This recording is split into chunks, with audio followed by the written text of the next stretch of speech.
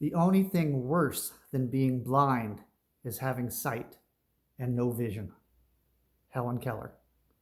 Hey everyone, it's the Wellness Doctor, Dr. Jeffrey Clark, and I don't need to tell you there's pretty much just a lot of bullshit going on in the world these days, and I'm not going to address that directly, but I want to address some things that I think are important for you so that these events do not take you down health-wise. So we are always focused on health and wellness, so I want to give you a little bit of science and a little bit of action steps. So emotionally charged events imprint on our brain.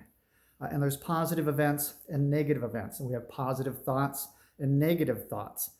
So the left frontal lobe is pretty much the happy thoughts. The right prefrontal lobe is the sad or negative thoughts. And it's not enough to stop thinking negative thoughts. You actually have to replace things with a positive thought because you can't have each at the same time. So focus on positive thoughts. But there are also positive memories and negative memories which imprint on our brain.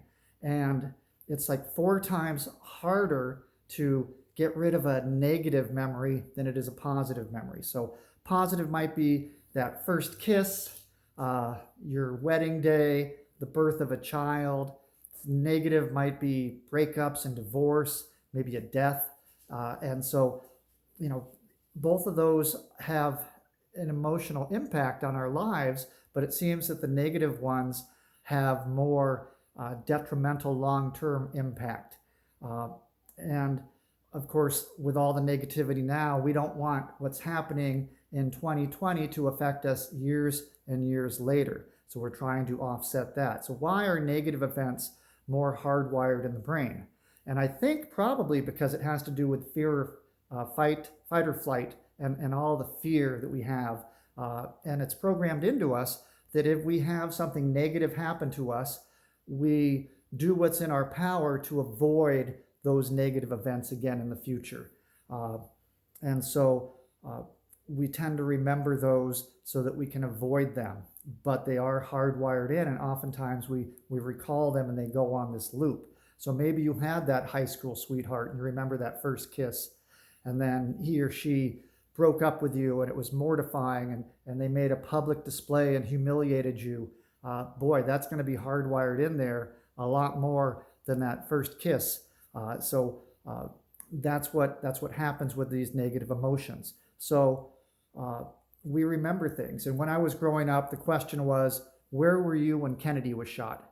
And I can guarantee most of the people listening to this video weren't even alive when Kennedy was shot. I mean, I'm an old timer and I was 2 years old. So I don't remember where I was, somewhere at home playing in my sandbox probably.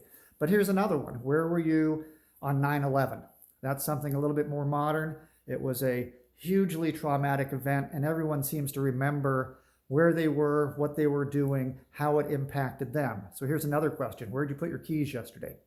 Those little things, they don't have as much emotional impact, so they don't imprint on our brain quite as much.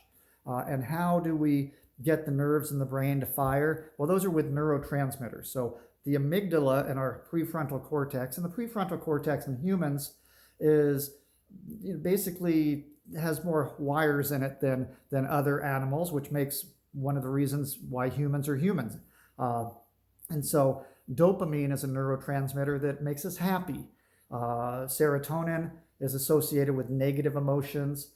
Norepinephrine is kind of deals with emotional stress. So how can we produce more dopamine, more happy hormone, and less of the serotonin, the negative hormone? So we can do that. We can exercise. We can get our endorphins going. We can do positive affirmations, read positive books, and avoid the things that would create the serotonin, the negative emotions, which could be most of what we're seeing on social media these days.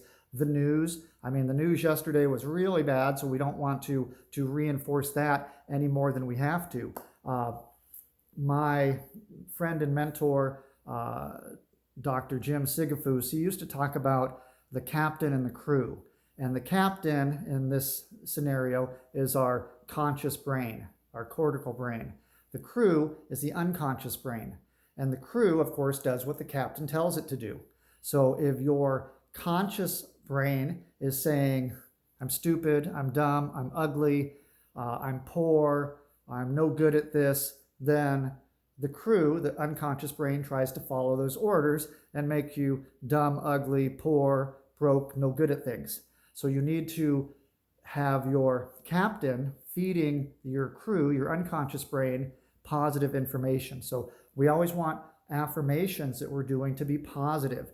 And when we just sit around and say, God, the world sucks, God, the world sucks, I hate wearing masks, I hate staying home, that's reinforcing all those negative things in your brain. So you need to really make a conscious effort to think the positive thoughts and look for the good. And that's going to be your homework in a certain effect to see the good in every situation and avoid the bad. Don't get caught up in all the drama. There's other people getting caught up in it. You don't need to.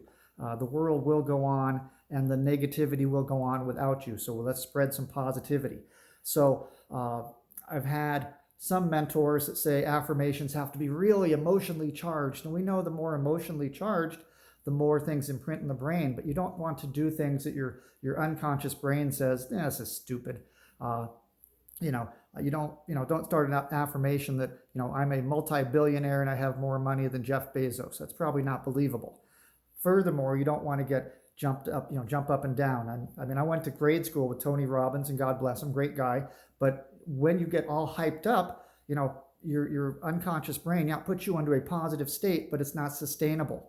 So if you're jumping up and down, I remember going to one seminar where the speaker had us reading an affirmation. So we had a printed affirmation and we read it. And then we read it real loud. And then we shouted it. And then we stood up and we did it. And then he had us standing on the chairs and we're jumping up and down on the chairs doing this affirmation. And when we're done, we're like, yeah, and then it fades. It's like another buddy of mine calls it the jacuzzi experience. It's like sitting in a jacuzzi. It feels good while you're in it and all the bubbles are on you. But once you get out, life is back to normal. So we don't want necessarily a jacuzzi experience.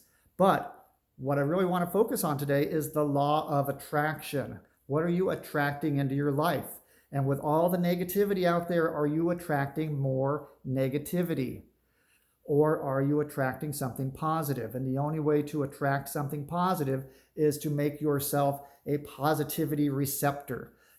Just put up the barriers for anything negative. We don't want that in our lives.